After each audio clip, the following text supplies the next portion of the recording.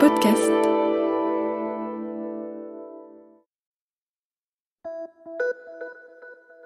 Salut, c'est Clara de Lina. Cette semaine, dans La vie d'avant, je vous emmène à la rencontre de l'hôtesse du Carlton, à Cannes. On est en 1951, 40 ans pile après la construction du fameux palace classé monument historique.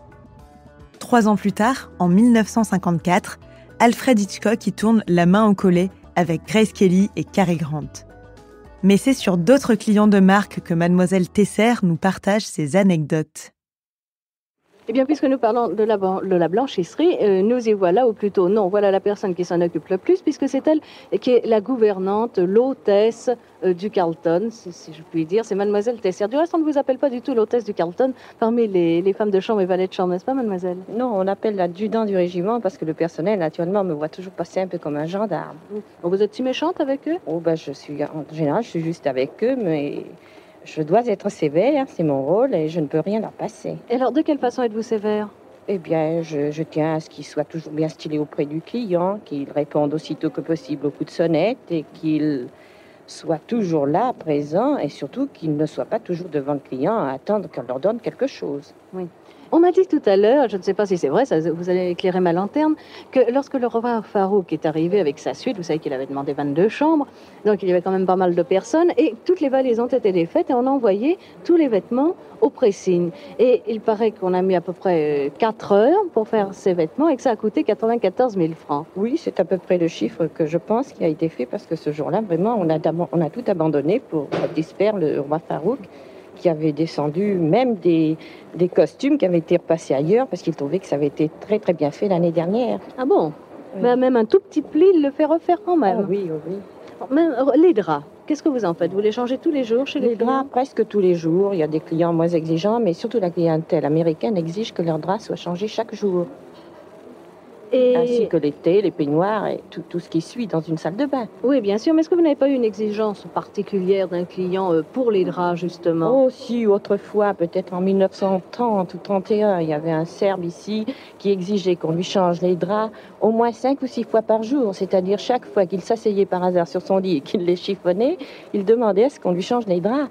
Et il voulait des draps repassés spécialement à la main, glacés. Et 5 ouvrières passaient des heures entières avec un petit fer à la main pour repasser ces draps humides, qu'il fallait qu'ils soient toujours glacés car il ne voulait pas se coucher dans les draps qui ne soient pas glacés à mi-donner. Oui, c'était assez spécial. Et j'espère qu'il n'y avait que pour les draps qu'il était spécial, ce monsieur Serbe. Il était très original pour tout. Par exemple, il aimait beaucoup manger un petit cochon de lait.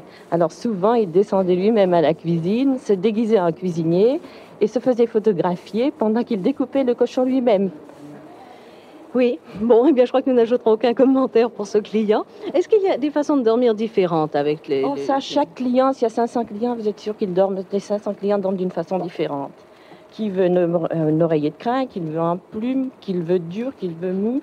Et beaucoup, surtout d'Américains, me demandent de mettre une planche sous leur lit. Et pourquoi ça? Ce sont les femmes ou les hommes qui vous demandent ça? Surtout les femmes.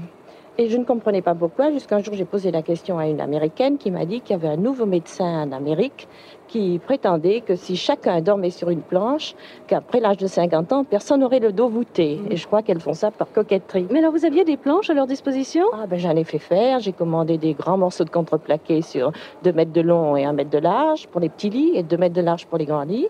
Et je les garde à leur disposition.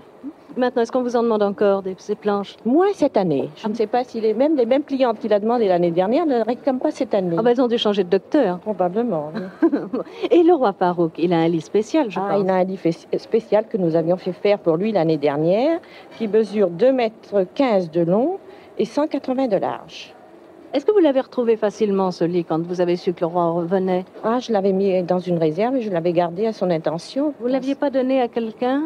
Je l'ai donné une fois à un client qui prétendait être très grand, qui mesurait à peu près 1,90 m et qui a tenu absolument à avoir le lit du roi Farouk. Bien, puisque nous parlons du roi Farouk et de sa suite, restons-y. Parlons un petit peu de la reine. Est-ce que vous l'avez vue? Je l'ai aperçu le jour de son arrivée. Naturellement, c'est très difficile de l'approcher, étant donné qu'il ne faut jamais rentrer dans sa chambre s'il n'y a pas ou sa première femme de chambre ou un garde d'honneur qui est là, qui surveille. Nous donnons les draps nous-mêmes. Quelle sorte de drap? Nous donnons des draps de soie rose pour la reine et des draps de soie blanc pour Sa Majesté le Roi.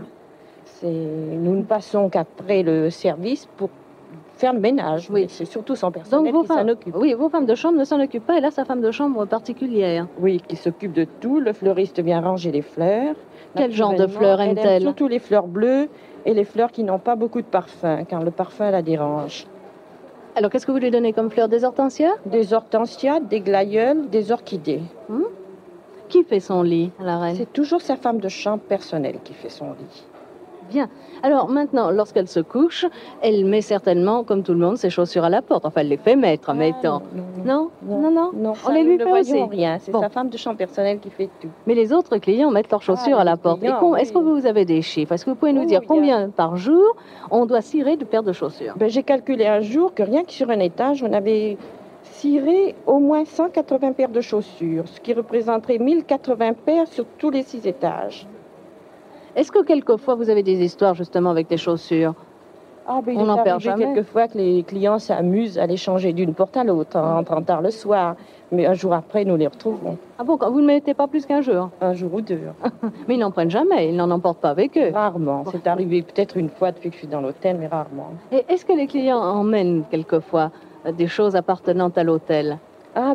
Surtout les peignoirs de bain. Ça, ces peignoirs de bain marqués Carlton Hotel dans le dos les intéressent beaucoup. Mais pourtant, j'imagine que la plupart d'entre eux ont aussi des peignoirs de bain. Et je ne sais pas ce qui les attire. Peut-être la marque Carlton. Parce que c'est Carlton Hotel, c'est pour montrer qu'ils sont venus à Cannes et au Carlton Hotel. Remarquez qu'on peut trouver quelquefois, quelque chose de plus petit qu'un drap. Ils m'emportent bien tous les cendriers et les cintres. Enfin, en général, tout ce qui est marqué Hôtel Carlton et même quelques cuillères, fourchettes, tout ce qu'ils peuvent prendre. Mais enfin, des draps de lit, ça c'est un peu encombrant. Ils n'en ont pas encore apporté. Bien sûr. Est-ce que vous changez beaucoup de cendriers? Je veux dire par là, est-ce qu'il y a une grande consommation de cendriers du fait que les clients les prennent? Vous en changez combien? C'est difficile à dire ça. Hein? Oui, étant donné que chaque client emmène au moins un cendrier. Je suis sûre que sur 500 clients, il part presque 1000 cendriers. Est-ce que vous avez eu des vedettes de cinéma déjà dans leur intimité? Je veux dire par là, dans leur chambre, puisque vous vous occupez spécialement des étages. Oui, nous avons eu ici, il y a 3 ou 4 ans, il y a eu Martine Carole qui a eu une histoire ici. Ah, laquelle? Un soir, elle est arrivée avec un joli petit chien et elle rentrait dans un appartement qui avait eu un tapis mi-neuf depuis 4 ou 5 jours. On prévient Martine Carole de faire très attention, qui répond que son chien est très très propre. Et naturellement, l'accident est arrivé plusieurs fois. Et ce même soir, ce petit chien s'était sauvé par les balcons et avait presque fait tout le tour de l'hôtel en sautant au 6e étage d'un balcon à l'autre. Si bien que le chauffeur qui courait après le chien était passé d'un balcon à l'autre, devant chaque fenêtre de les yeux horrifiés des clients. Les gens étaient épouvantés, mais le chauffeur ne voyait qu'une chose, c'était de rattraper le petit chien qui avait fait le tour de l'hôtel. Mais cette histoire a coûté très cher à Martine Carole parce qu'on a été obligé de faire changer les 2 tapis de la chambre et du salon, et ça lui est revenu environ 200 000 francs. Oui, c'était des vacances quand même moins agréables que ce qu'elle escomptait. C'était vraiment indispensable. Est-ce qu'elle avait amené beaucoup de robes du soir, Martine Carole, comme la plupart des clients? Comme beaucoup de clientes, elle avait apporté des quantités de robes du soir. À ce sujet, dernièrement, nous étions très, très occupés, surtout le soir des bals des petits lits blancs, où il est passé plus de 60 robes du soir à repasser dans l'espace de 4 heures. Eh bien, une cliente qui en a donné 5, et voulait absolument qu'on lui repasse les 5 en peu de temps. Je suis allée voir cette cliente, je lui dis, mais madame, vous n'allez pourtant pas mettre les 5 robes ce soir. Ah, elle dit non, mais au moment de m'habiller, je ne saurais pas laquelle il faudra mettre, je veux les avoir toutes les 5. Il a fallu repasser les 5 quand même. 5, oui. Ah, bien. Eh bien, mademoiselle Tesser, je crois que maintenant nous avons fait à peu près un tour d'horizon complet. Non, il me reste à vous demander, je crois, quels sont les clients les plus difficiles à servir. Eh bien, les Anglais sont très, très difficiles à servir. Pourquoi? Parce qu'ils savent ce qu'ils veulent, ils sont en général toujours très bien servis chez eux, ils demandent un personnel très stylé, ils sont vraiment les plus difficiles. Oui, mais enfin, qu'est-ce que vous appelez exactement un personnel très stylé? Je crois que le personnel est stylé avec tout le monde, alors qu'est-ce que demandent en plus les Anglais?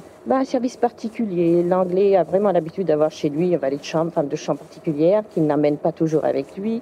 Et il veut que le valet d'étage lui fasse son service privé. Oui, qui devienne son valet de chambre particulier. Oui. Bon, et les Américains? Les Américains, eux, non, sont plus faciles. À part la question que je vous ai dit tout à l'heure, ils veulent les draps changer chaque jour, et leur linge blanchi très rapidement. Ils ne sont pas très difficiles pour le service. Oui. Et puis les planches, enfin non, plus de planches maintenant pour dormir. Oui. Mais il n'y en a pas d'autres qui demandent autre chose que des planches? Ça, naturellement, il y en a toujours qui, en arrivant, si c'est un grand lit, veulent 2 petits lits. Ceux qui ont les 2 petits lits veulent le grand lit. Ça arrive très souvent. Et puis alors, oui, il y en a qui ont des façons de dormir. Il y en a qui veulent des cubes sous leur tête. Qu'est-ce que c'est que ça? Des cubes de bois de à peu près 20 cm de haut pour dormir la tête très en l'air. Ça doit être Oui, pour avoir le sang aux pieds. Recommandation d'un médecin. Et d'autres, c'est l'inverse. Oui. Les autres ont des chevilles enflées, alors elles veulent les cubes sous le pied du lit. Voilà, c'est la fin de cet épisode de La vie d'avant, produit par Lina. N'hésitez pas à nous mettre 5 étoiles s'il vous a plu, et abonnez-vous pour ne louper aucun épisode sur votre plateforme d'écoute préférée. On se retrouve la semaine prochaine pour un nouvel épisode de La vie d'avant.